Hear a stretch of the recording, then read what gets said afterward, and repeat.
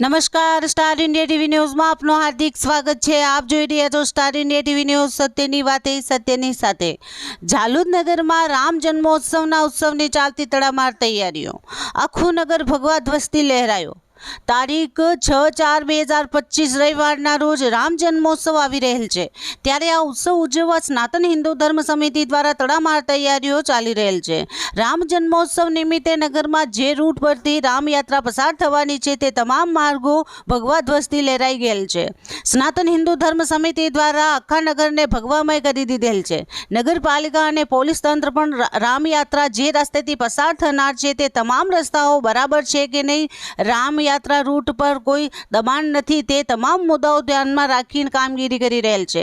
રામયાત્રા દિવસે સવારે 10 વાગ્યે ગીતા મંદિર ખાતે ભજન કીર્તન કરી 12 વાગ્યે રામ જન્મોત્સવ પ્રસંગ ઉજવાશે અને ત્યારબાદ મહાઆરતી થશે।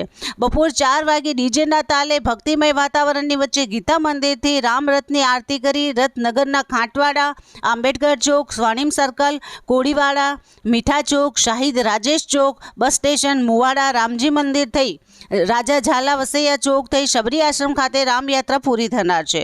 સાંજે 6 વાગ્યાથી રામ જન્મોત્સવ નિમિત્તે શબરી આશ્રમ ખાતે મહાપ્રસાદનું આયોજન પણ કરવામાં આવેલ છે।